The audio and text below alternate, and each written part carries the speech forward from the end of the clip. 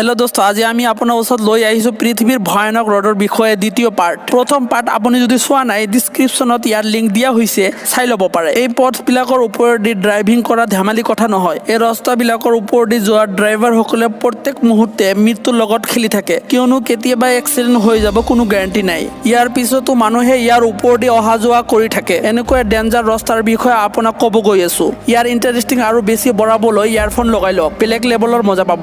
Passes do গৈছ। এই ৰাস্তা ফ্ৰান্সত অৱস্থিত আৰু এটা আয়াৰলেণ্ডক সংযোগ কৰি দিয়ে, যিটো ফ্ৰান্সৰ এটলাণ্টিক কষ্টত অৱস্থিত দেখা যায়। এই ৰাস্তা এটা সাগৰৰ ওপৰত বনোৱা হৈছে। ইয়াক ভয়ংকৰ সেইকাৰণে কোৱা হয় যে সাগৰত অহা জোৱাৰৰ কাৰণে গোটেই ৰাস্তা গায়ব হৈ যায়, অৰ্থাৎ পানীৰ তলত সোমাই যায়। দিনত দুবাৰ এনেকুৱা হয়। এনেকুৱা অৱস্থাত যদি কোনো কাৰ তাত ফচি যায়, সেই জোৱাৰ ইয়াক ভহাই লৈ যাব।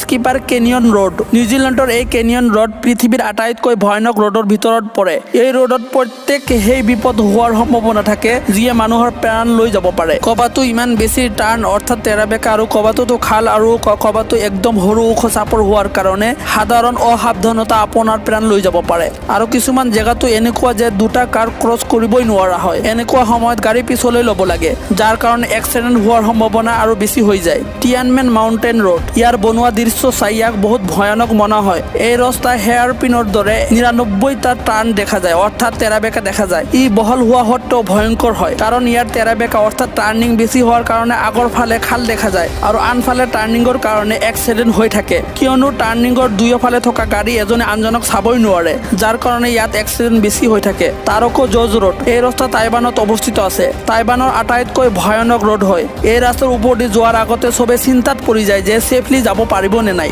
কাৰণ পাহাৰ কাটি বনোৱা এই ৰাস্তাৰ প্ৰশস্ত বহুত সৰু হয় আৰু আনফালে ডাঙৰ খাল। ইয়াত অতিমাত্ৰ বৰষুণ আৰু ভূমিকম্প হৈ থাকে, যাৰ কাৰণে পিছল আৰু মাটি ক্ষয় পৰি থাকে। এই ৰোডত বহুত ডেঞ্জাৰ টাৰ্ণিং দেখা যায় আৰু ইয়াত সদায় এটা না এটা এক্সিডেণ্ট হৈয়ে থাকে। কাৰাকোৰাম হাইৱে। পাহাৰ কাটি বনোৱা পৃথিৱীৰ আটাইতকৈ ওখ ইণ্টাৰনেশ্যনেল হাইৱে হয়, যিটো চাইনা আৰু পাকিস্তানৰ বৰ্ডাৰ বজাই ৰাখিছে।